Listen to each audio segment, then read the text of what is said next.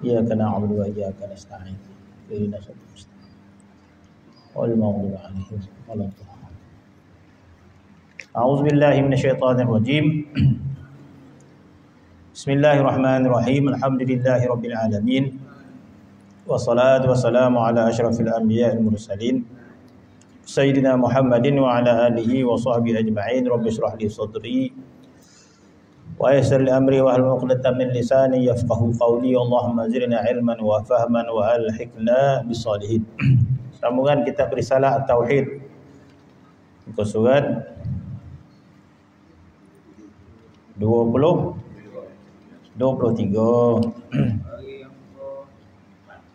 yang keempat kan.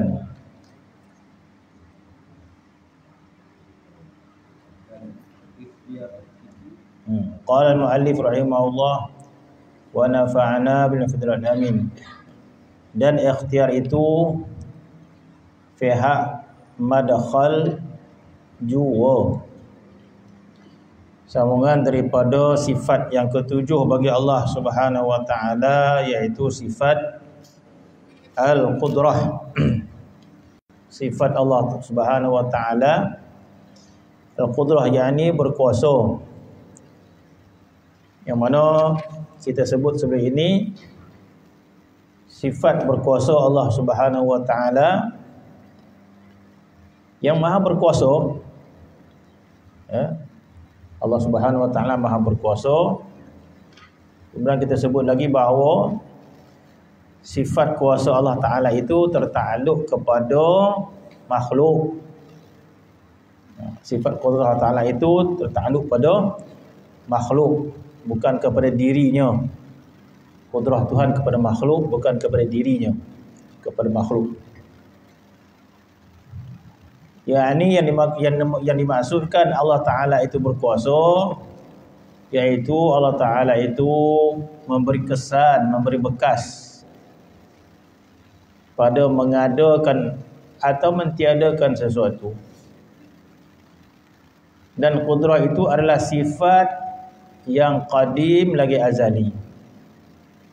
Bermaksud sifat qudrah itu adalah bersifat dengan qadim, sama dengan zat Allah Subhanahu wa taala. Bermaksud zat Allah Subhanahu wa taala yang qadim beserta dengan semua sifat-sifat dia juga bersifat dengan qadim. Tidak ada satu pun sifat Allah Subhanahu wa taala itu bersifat dengan yang baru, tak ada. Bermaksud Allah Subhanahu wa taala tidak ada sifat yang baru muncul, tak ada. Tak ada.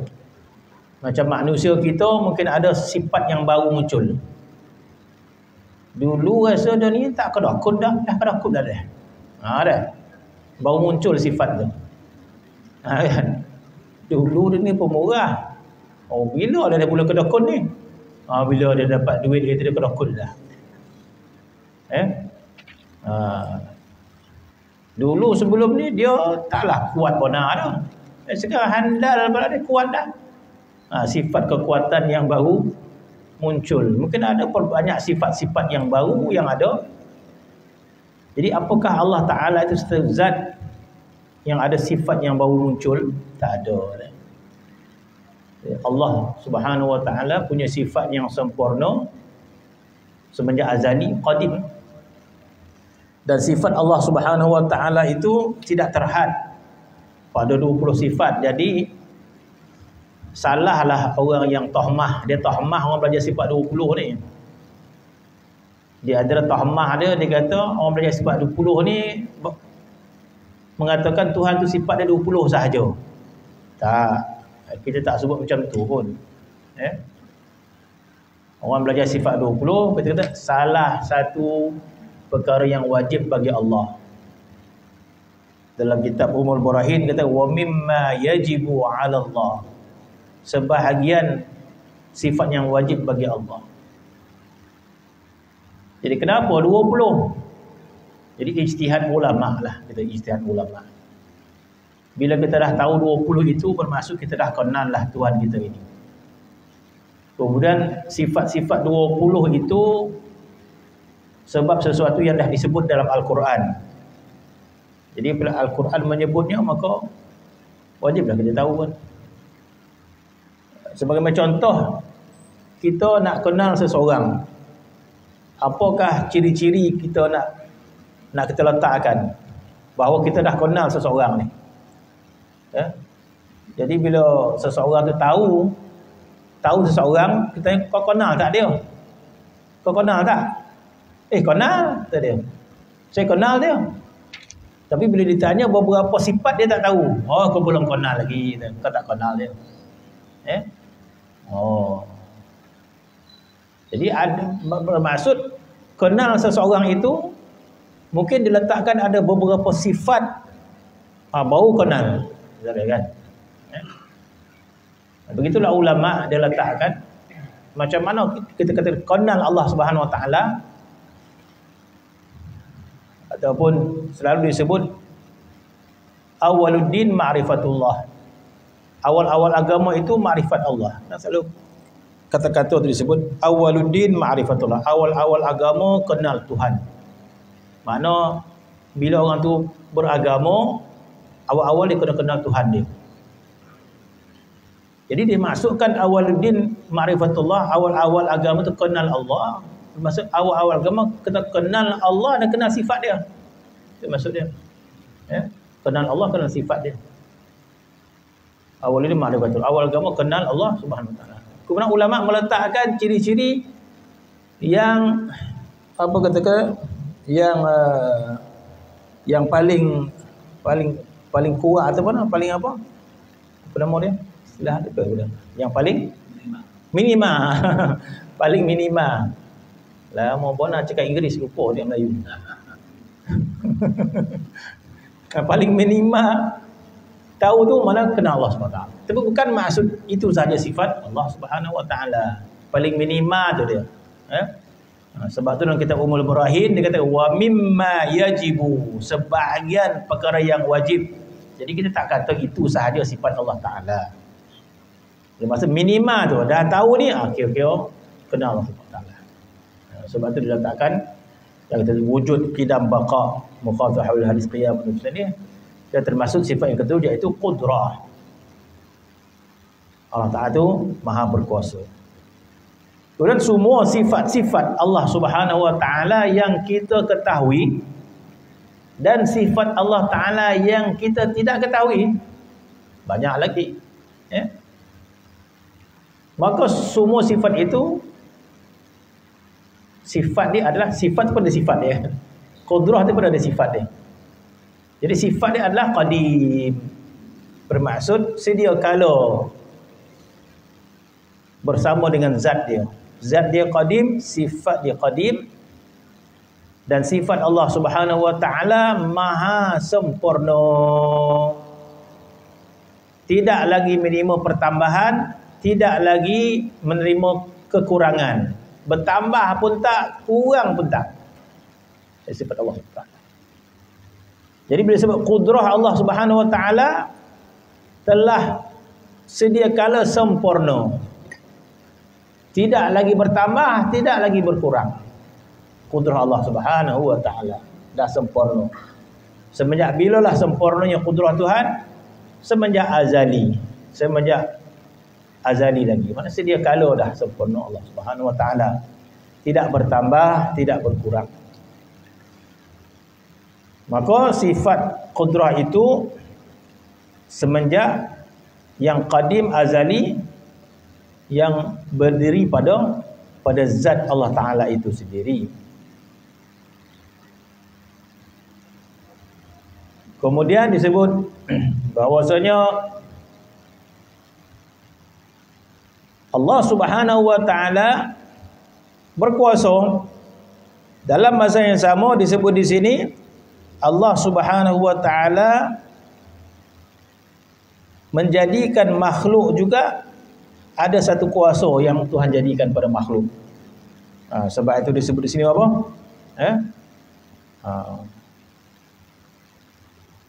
Sebab itu dia kata Allah Subhanahu Wa Taala juga memberikan satu kuasa pada makhluk Sehingga pada pandangan zahir manusia, pada pandangan zahir dia, kita melihat makhluk ini memberi kesan.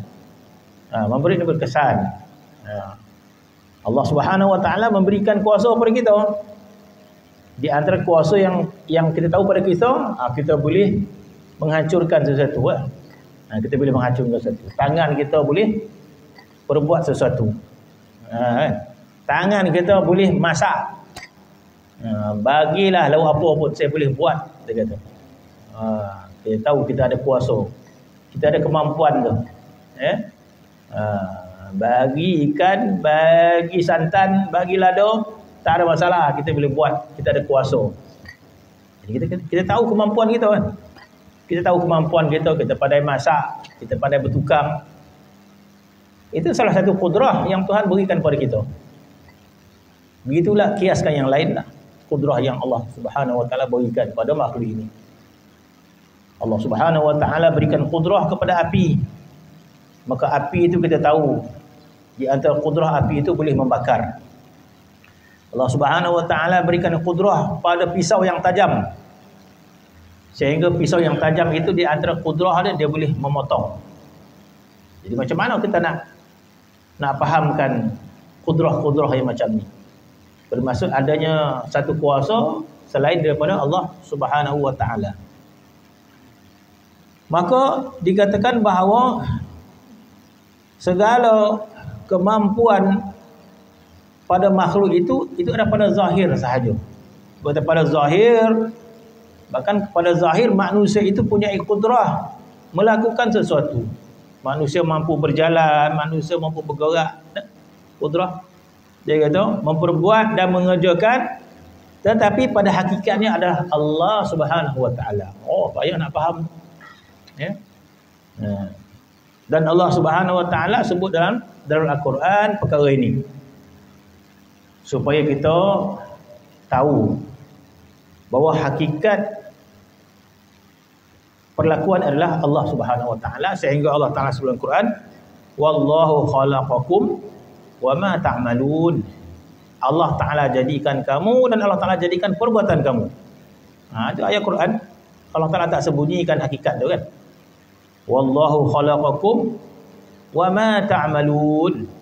Tuhan yang jadikan kamu dan Tuhan yang jadikan perbuatan kamu. Bermaksud pada hakikatnya perbuatan kita adalah Allah Subhanahu Wa Taala yang jadikan.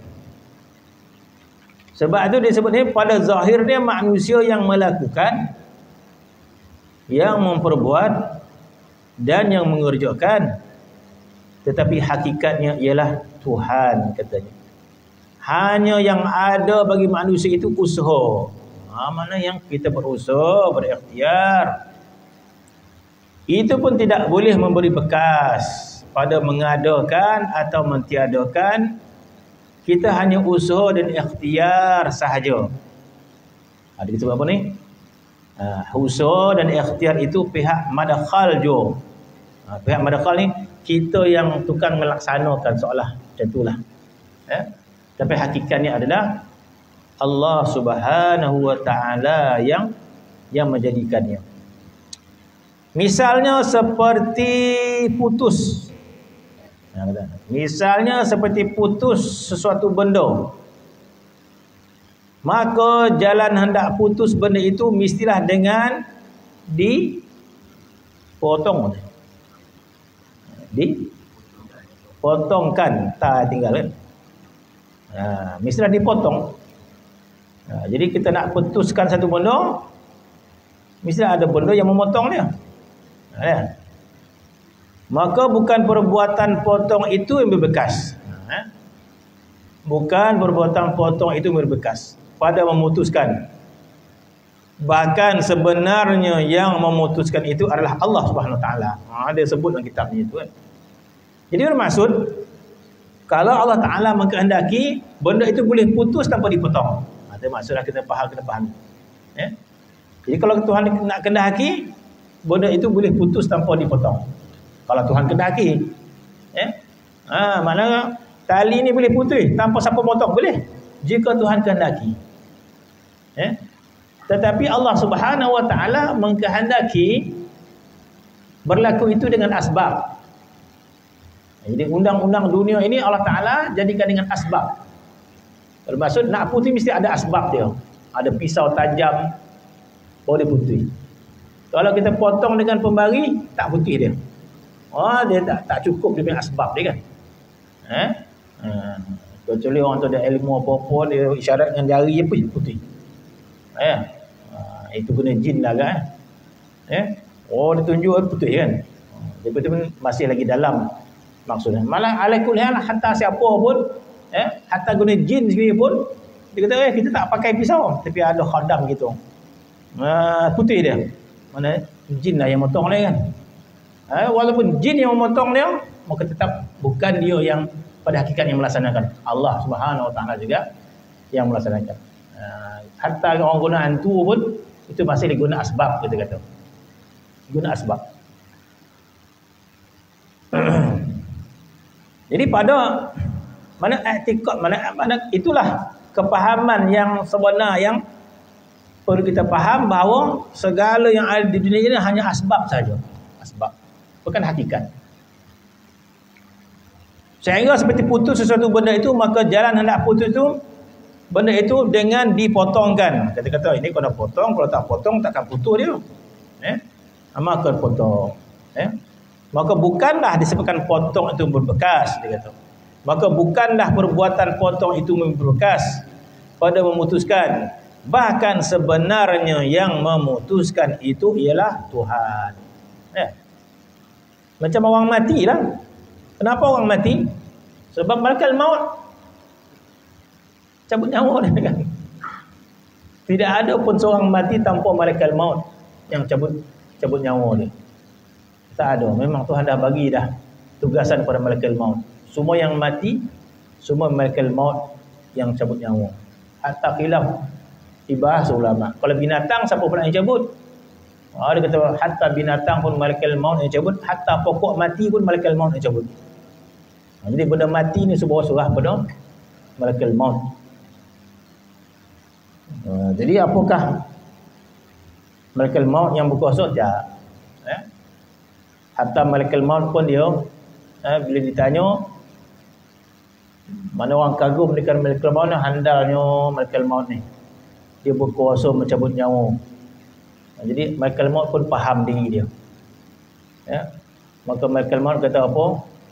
Sekiranya Allah Ta'ala tidak izinkan aku mencabut nyawa, aku nak cabut nyawa nyamuk pun aku tak mampu, nyawa semut pun aku tak mampu dia. Kalau Tuhan tidak izinkan aku mencabut nyawa semut pun aku tak mampu nak cabut, kata dia. Jadi malaikat maut pun faham kuasa dia adalah pemberian Allah Subhanahu Wa Ta'ala. Jadi hak mutlak Allah. Jadi bermaksud itulah kepahaman akidah kita. Maka yang ada adalah asbab semata-mata. Jadi i'tiqad kita yang sebenar adalah Allah Subhanahu Wa Ta'ala yang memberi bekas. Sebab itu kita kata akidah ahli sunnah wal jamaah kita tidak menghukum. Sebab itu kita menolak orang yang mengatakan tawasul itu syirik dan sebagainya. Kita pergi kubur para aulia, kita minta tolong para aulia, yang orang tuduh syirik, mana kesalahpahaman dia tentang akidah. Sebab akidah kita dah bersih dah. Apa akidah bersih? Sebab kita dah belajar bahawa tidak ada sesuatu yang memberi bekas kecuali Allah Subhanahu Wa Ta'ala. Kita sakit, kita pergi ke doktor. Ya, silakan pergi ke doktor.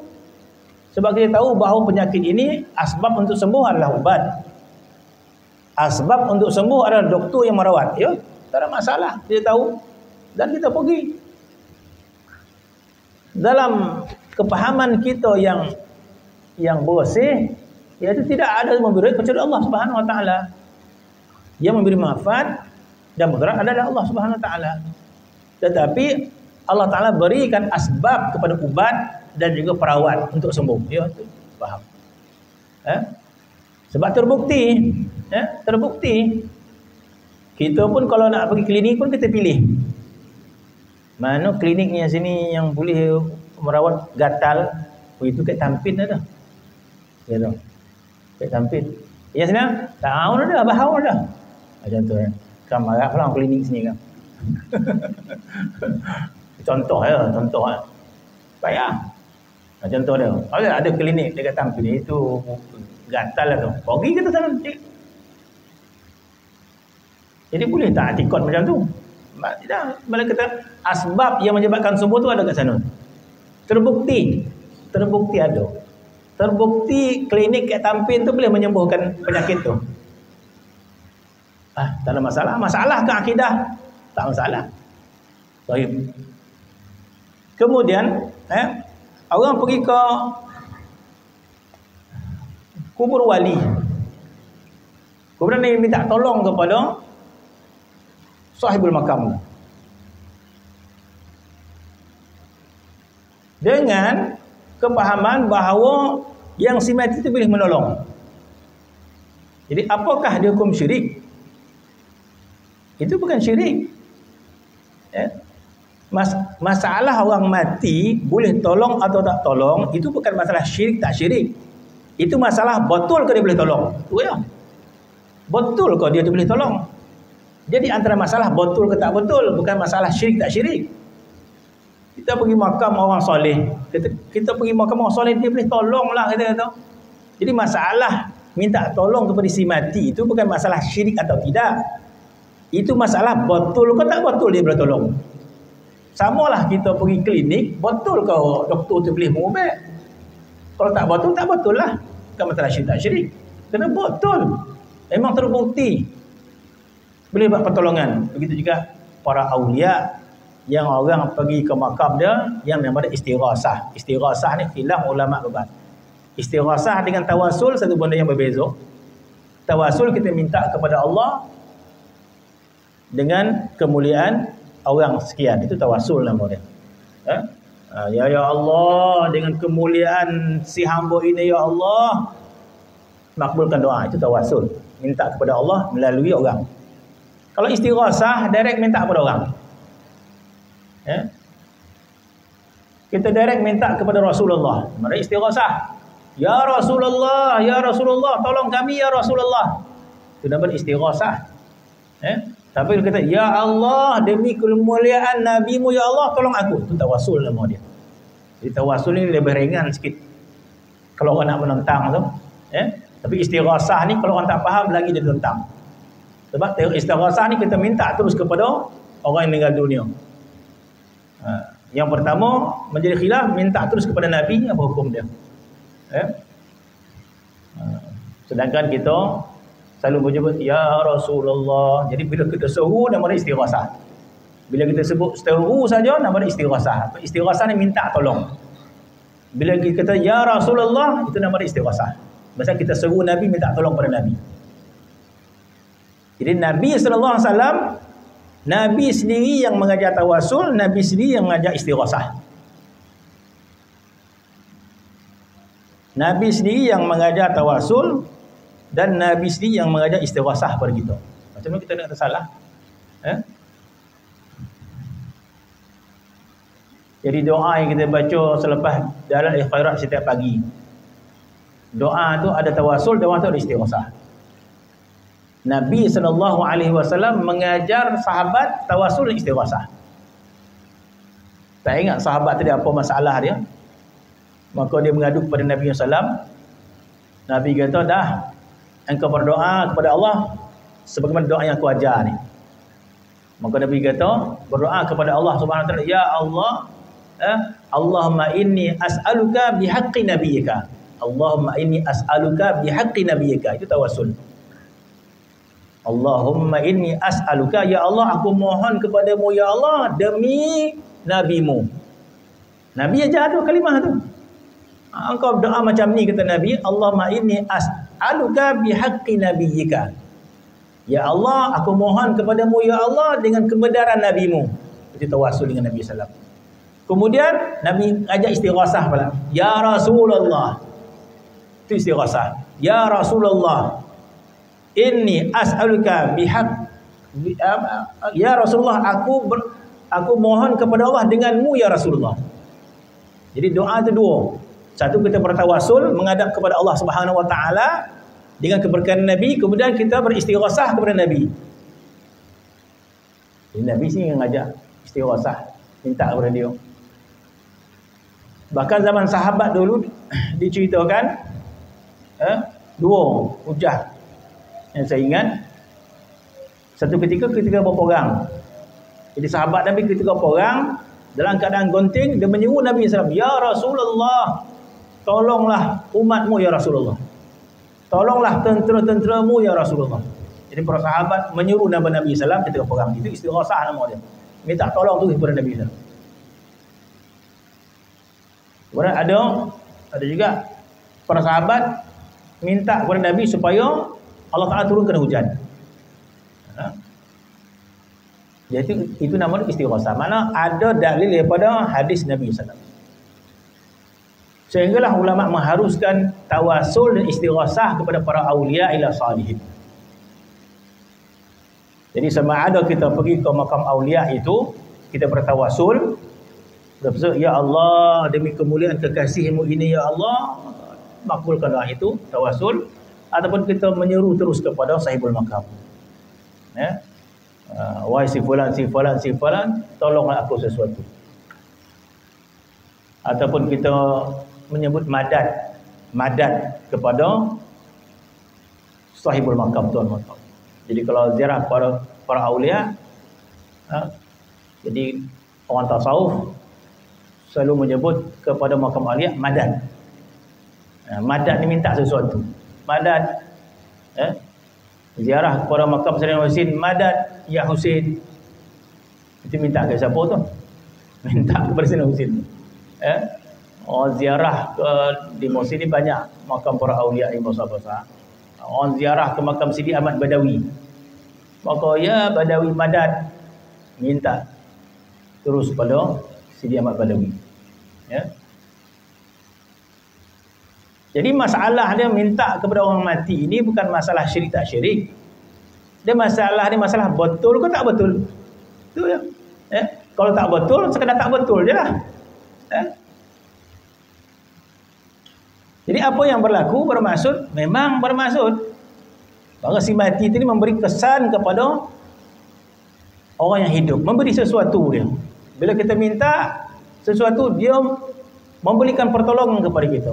Sama ada mereka itu mohon kepada Allah supaya menolong kita. Macam kita jumpa tuan imam lah contohnya. Kita ada masalah, tuan imam tolonglah. Tolonglah tengok penyakit saya ni contoh dia.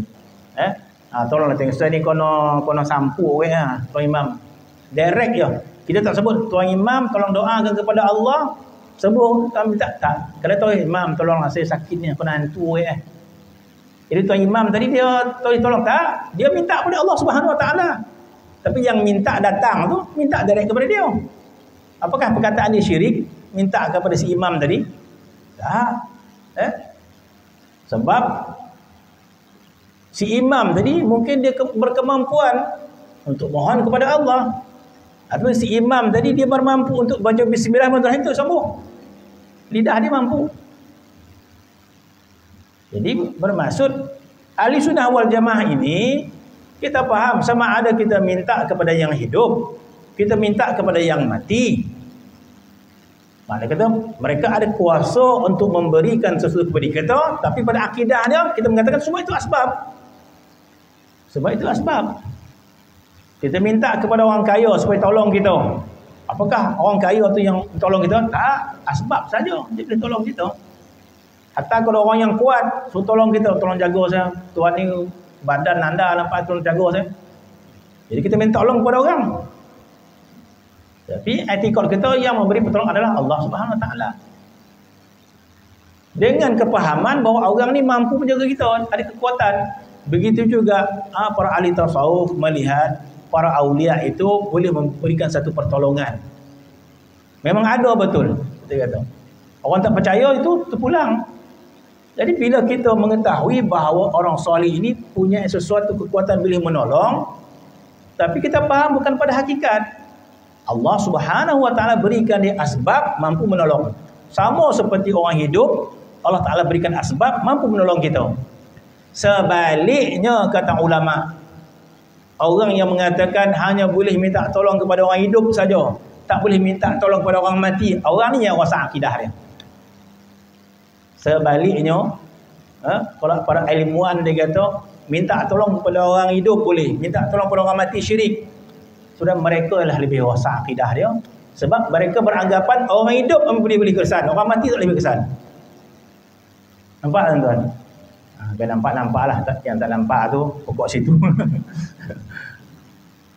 Jadi orang yang beretikad mengatakan minta orang hidup boleh, minta orang mati syirik. Sebenarnya mereka lebih lagi yang rosak akidah dia. Sebab mereka beranggapan orang hidup boleh berkesan, orang mati tak boleh berkesan. Tak. Kita sama ada orang hidup, orang mati, dua-dua tak boleh berkesan. Yang berkesan hanya Allah Subhanahu wa taala. Tinggal lagi Tuhan memberikan kuasa kepada yang hidup sebab kita nampak. Yang mati sebab kita tak nampak. Tapi orang yang berpengalaman dia tahulah. Kalau kau tak tahu, untuk lah. Kami tahu bahawa mereka boleh memberi kesan. Dan dia bukan masalah syirik tak syirik. Masalah betul ke dia boleh memberi pertolongan. Jadi para ulama memberikan berbagai hujah. Para awliya itu masih lagi berperanan kepada orang yang hidup. Itu yang saya bentangkan dekat Senayan itu kan. Para awliya itu masih lagi memberikan peranan dia kepada yang masih hidup. Sehingga ulama berhujah, sekiranya para ilmuwan beranggapan orang mati ni tak ada peranan dah. Tak ada peranan. Jadi kata ulama, sekiranya orang mati tidak punya peranan, maka sampai sekarang ni kita solat 50 waktu sekali semalam. Apakah menyebab kita sembahyang 5 kali ya? Disebabkan si mati. Siapa? Nabi Musa alaihi salam. Kalaulah tidak jasa Nabi Musa yang telah mati, Nabi Musa lah memberi jasa kepada kita. Bukankah Nabi Musa yang lah mati itu memberi jasa kepada kita? Sebab bila Nabi SAW naik ke langit, turun di langit yang ke-6, Nabi Musa yang dah mati itu menahan Nabi, tanya berapa rakaat? 50. Banyak benar-benar tu kata Nabi Musa AS. Dia dah mati dah. Nabi Musa dah mati. Tapi dalam episod Isra, dialah yang menasihatkan Nabi pergi minta kurang sampai ni 5 waktu. Jadi kita sembahyang 5 waktu semalam ni jasa siapa? Jasa orang yang dah mati. Nabi Musa alaihi salam. Takkan begitu cerita Isra? Jadi maksud tidak semua orang mati tidak berperan, masih berperanan orang mati. Jadi ulama berikan hujah-hujah. Jadi maksud begitu. Jadi kita kata dia orang yang mati juga punyai peranan dan kesan. Sebab itu disebut bahawa berziarah kepada makam aulia memberi kesan kepada kita. Berkesan. Dan dalam masa yang sama kita punya akidah hakikatnya datang daripada Allah Subhanahu wa taala. Orang pergi Mekah untuk apa? Dapat berkat, kita kata. Oh, pergi Mekah. Ziarah Kaabah berkat, barakah. Barang pun boleh kat Mekah, tasbih boleh Mekah. Wahal mana tasbih tadi tak tinggal pula. Wahal tasbih itu kan Maidin pun ada kan. Ada kan. Tapi Mekah barakah.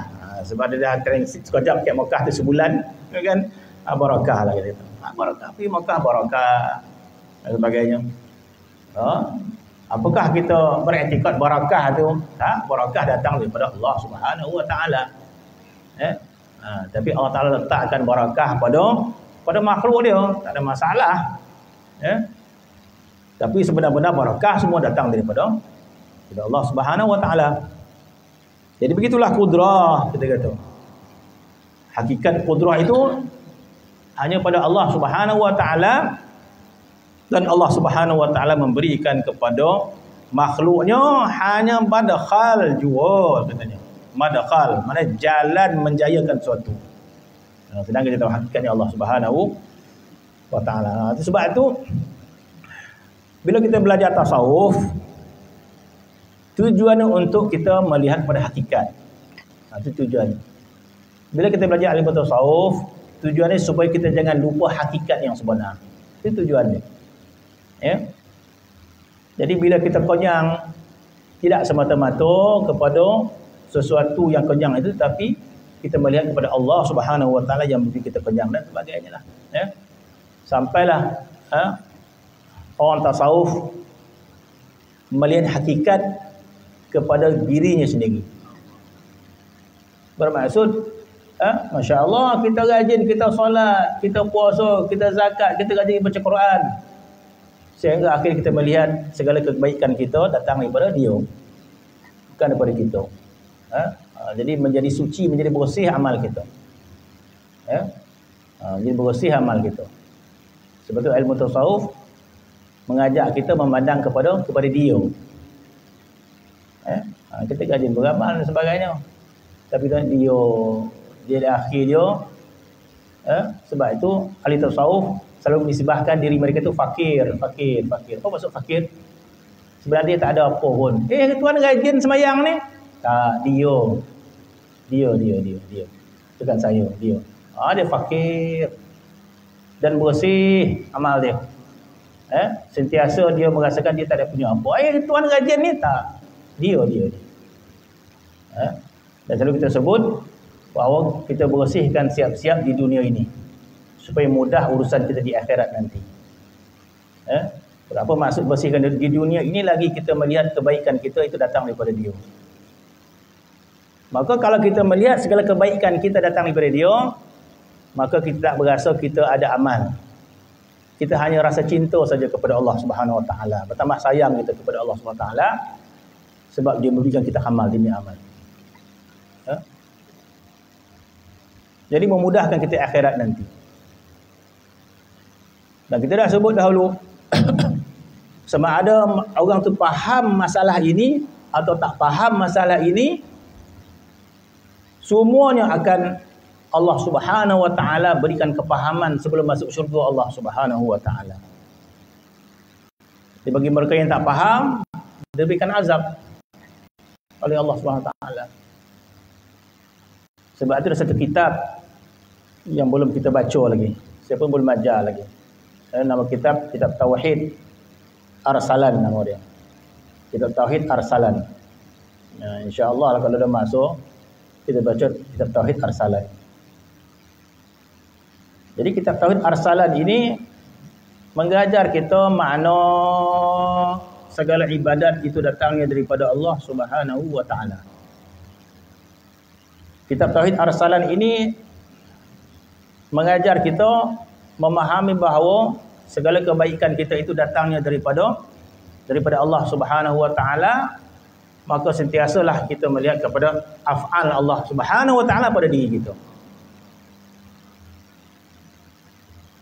Maka kata Syekh Arsalan, orang yang dalam hidup dia melihat af'al Allah pada diri dia, maka orang ini melihat segala kebaikan adalah af'al Allah Subhanahu Wa Taala.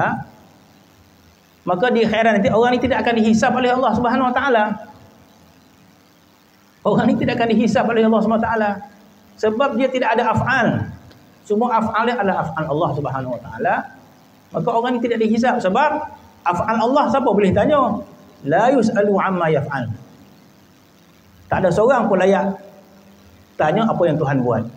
Jadi seseorang yang melihat pada af'al Allah pada diri dia, maka kata Syekh Arsalan, orang yang tidak dihisab oleh Allah SWT. Orang yang syuhud pada tauhid pada Allah tidak dihisab sebab dia melihat af'al Allah SWT. Bagi orang yang tidak melihat pada af'al Allah Subhanahu Wa Taala, yang melihat diri dia yang beramal, aku puasa, aku sekian, aku haji, aku sedekah, maka orang ini akan dihisab oleh Allah SWT. Oh, kau baik ya. Kau banyak amal ya. Mai hisab. Timbang. Betul ke amal tu? Ikhlas ke ikhlasan dan sebagainya. Jadi kata ulama, orang yang menisbahkan amal itu pada diri dia, maka akan dihisab. Mai tengok. Oh, banyak amal kau, banyak sedekah kau, banyak baca Quran kau. Mai tengok. Tahu mana amal kau? Betul ke ikhlas dan sebagainya? Tuhan akan tengok. Kata ulama, dihisab. Amal manusia, maka akhirnya berjaya masuk syurga Allah Subhanahu Wa Taala. Semua orang mukmin berjaya masuk syurga Allah Subhanahu wa taala. Jadi sebelum manusia masuk syurga Allah Subhanahu wa taala, maka disebut sebelum manusia masuk syurga Allah Subhanahu wa taala, semua manusia akan mengucapkan satu kata-kata. Apa kata-kata? Kata-kata itu adalah kata-kata menyerahkan semuanya kepada Allah Subhanahu wa taala. Tidak akan masuk syurga seseorang kecuali dia akan mengucapkan kalimah alhamdulillahillazi hadana li hada wa ma kunna linahtadiya laula an hadanallah. Kalimah ni pun maksud dia manusia sebelum menuju ke syurga dia akan mengatakan alhamdulillah, segala puji bagi Allah allazi hadana li hada, yang telah beri hidayat kepada kami. Wa ma kunna linahtadiya, kami tak akan dapat hidayat laula an hadana Allah, kalau tak hidayat. Bermaksud kami tak akan solat dahulu. Masya-Allah, kami masuk syurga disebabkan solat kami. Kami masuk syurga disebabkan sedekah, tetapi kami tak akan solat, kami tak akan puasa kalau Tuhan tidak beri hidayat. Jadi maksud solat kita dulu semua milik Allah Subhanahu wa taala. Jadi sebelum masuk syurga, semua akan serahkan kembali semua kebaikan kepada Allah Subhanahu wa taala. Ya, di dunia kita banyak solat, di dunia kita banyak baca Quran, di dunia kita banyak bersedekah, tapi sebelum masuk syurga, kita ikrar bahawa semua kebaikan kami ya Allah daripada Engkau. Alhamdulillahilladzi hadana li hada wa ma kunna linahtadiya law an hadana Allah. Kami tak akan hidayah ya Allah. Kami tak akan solat dulu ya Allah. Kami tak akan baca Quran dulu ya Allah. Kami tak akan puasa dulu ya Allah. Law an hadana, kalau Tuhan tak beri hidayah. Maksud kita kembalikan hakikat kepada Allah Subhanahu wa taala. Jadi kalau di akhirat nanti kita kena kembalikan hakikat kebaikan kita kepada Allah, kenapa tak kita kembalikan siap-siap sekarang? Patut sekaranglah kita melihat segala kebaikan datang daripada Allah Subhanahu wa taala. Jadi walaupun zahir kita yang melakukan, dia kata hakikatnya adalah Allah Subhanahu wa taala. Tiada memberi bekas, padahal hakikatnya sengaja hamba itu pun daripada Allah Subhanahu wa taala.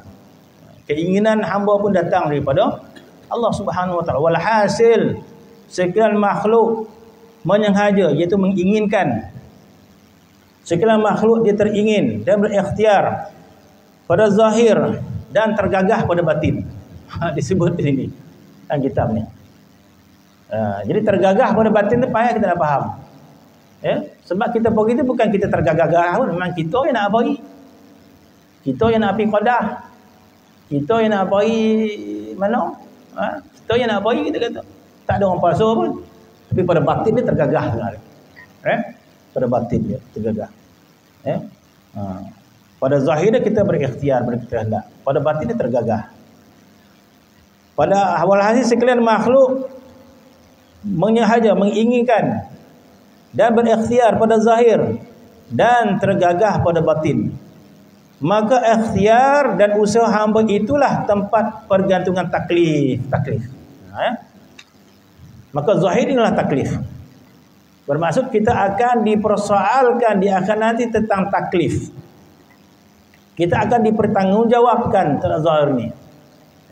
Kita sembahyang, kita tak sembahyang, orang mencuri, itu taklif pada zahir dan kita akan dipertanggungjawabkan tentang taklif ini.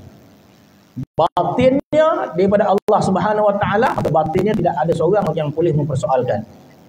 Bermaksud akhirat nanti tak ada seorang pun yang boleh tanya, ya Allah kenapa kau tak bagi hidayat?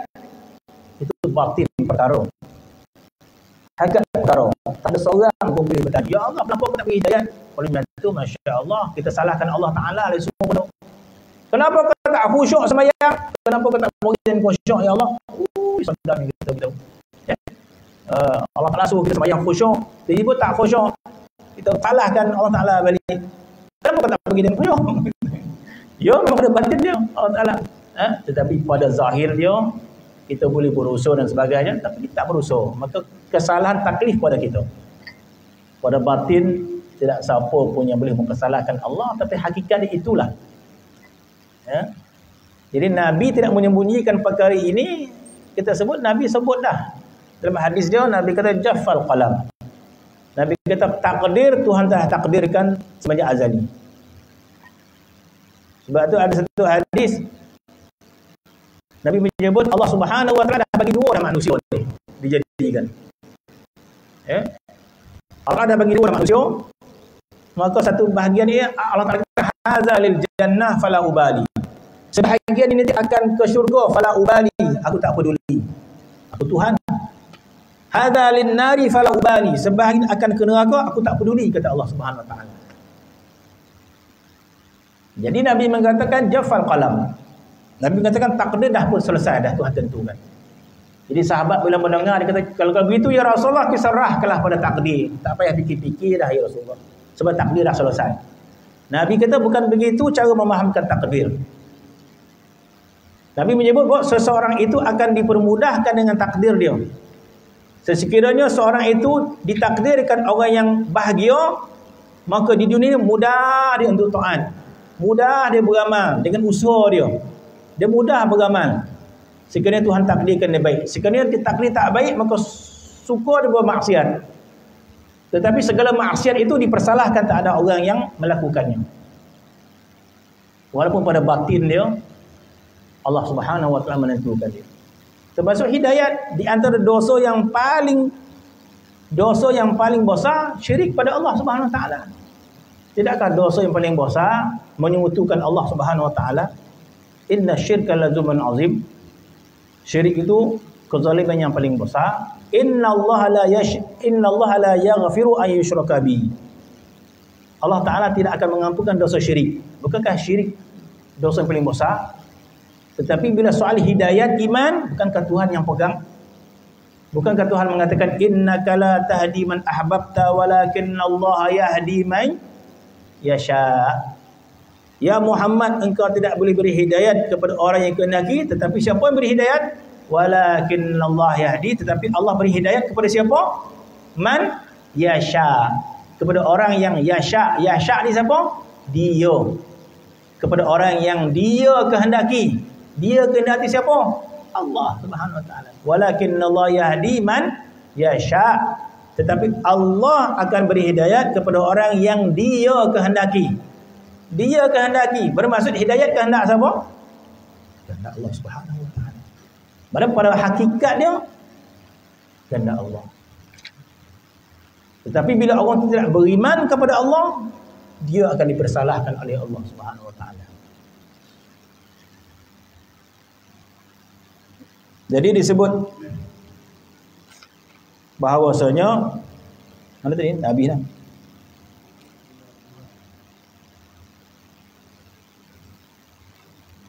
Jalan macam besar maka bukan perbuatan saya baca benda lain ke tadi?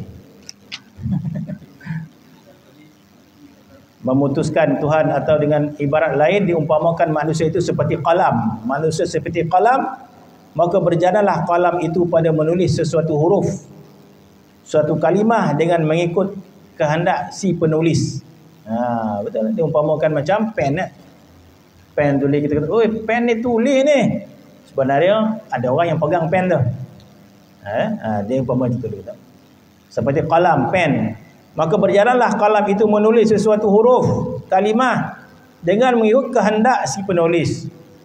Yang demikian itu pada zahirnya, pada zahir qalam yang menulis, adapun hakikatnya ada tangan yang memegang qalam itu. Yani Allah Subhanahu wa taala kata di sini. Maka i'tiqad dan kepercayaan manusia dalam perkara ini berbagai-bagai pemikiran dan fahaman, seterusnya membawa berbagai kepercayaan i'tiqad. Dengan sebab itu dinyatakan dengan 3 macam i'tiqad dan kepercayaan yang lagi akan datang, kita akan membicarakan dia. Jadi bermaksud dah sebut tadi bahawa pada zahir dia Allah Subhanahu wa taala memberikan kesan pada makhluk, tetapi pada hakikat batin dia adalah Allah Subhanahu wa taala. Kemudian dalam ilmu tasawuf dia menyebut bahawa melihat pada batin itu adalah untuk ahli taat, bukan ahli maksiat. Melihat pada hakikat adalah untuk ahli taat, bukan ahli maksiat. Bermaksud ahli maksiat tidak layak untuk melihat hakikat.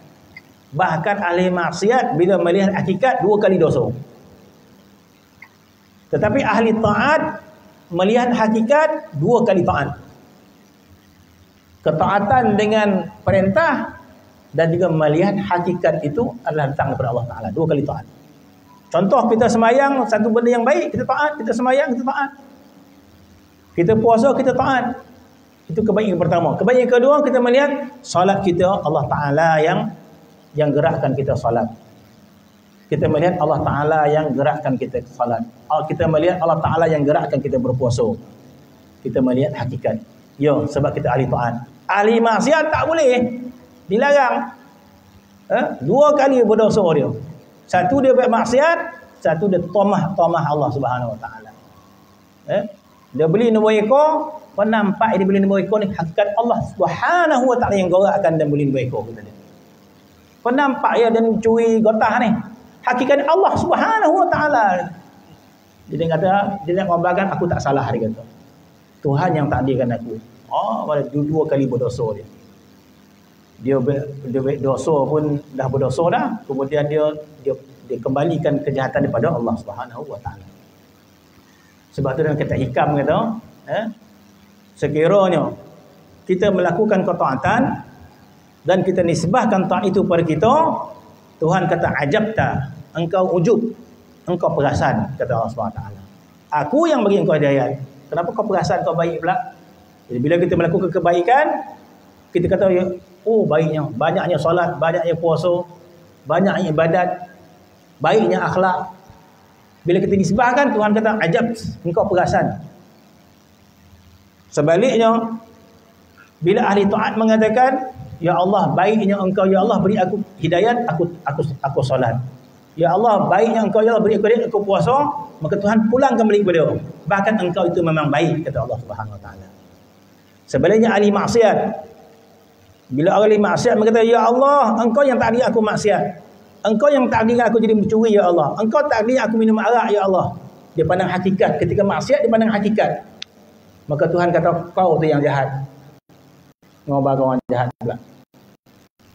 Sebaliknya ahli maksiat, dia kata, ya Allah, berjahatnya aku, ya Allah. Betapa banyaknya dosa aku, ya Allah. Betapa hinanya aku, ya Allah. Betapa banyaknya dosa mata aku, ya Allah. Maka Tuhan kata, aku yang takdirkan engkau maksiat, maka aku ampunkan dosa engkau, kata Allah SWT. Jadi ketika mana ahli maksiat menghinakan dirinya dengan mengatakan betapa jahatnya dia dengan dosa, maka Tuhan angkat kita semula dan kita ampunkan dosa kita. Sebaliknya ahli taat yang melihat ketaatan itu datang daripada dia, maka Tuhan jauhkan diri daripada rahmat Allah Subhanahu Wa Ta'ala. Sebab itu Ibnu Abdullah Sa'di mengatakan, rubbal ma'siyah yurasu zallan khairu min at-ta'ah yurasul kibir. Berapa ramai ahli maksiat yang menghasilkan rasa hina sebab dia melihat dia banyak dosa, banyak maksiat dan sebagainya, menghasilkan rendah diri di hadapan Allah, khairun, lebih baik daripada orang yang taat menghasilkan bangga. Kenapa? Sebab dia rasa dia beramal, dia rasa banyak. Bermaksud ahli taat bertambah jauh daripada Allah Subhanahu Wa Ta'ala bila dia melihat perbuatan itu datang diberi dia semata-mata. Sebaliknya ahli maksiat diangkat oleh Allah Subhanahu Wa Ta'ala bila dia mengiktiraf kejahatan dia dan sebagainya. Ya Allah, betapa jahatnya aku, ya Allah, betapa lemahnya iman aku, ya Allah. Maka dia minta ampun kepada Allah Subhanahu Wa Ta'ala, maka Allah Subhanahu Wa Ta'ala hampirkan dia pada keampunan dia. Mana pada hakikat dia semuanya datang daripada Allah Subhanahu Wa Ta'ala. Wallahu ta'ala alam. Bismillahirrahmanirrahim. Alhamdulillahirabbil alamin wassalatu wassalamu ala asyrofil anbiya'i wal mursalin wa ala alihi wa sahbihi wa sallam. Alhamdulillahirabbil alamin.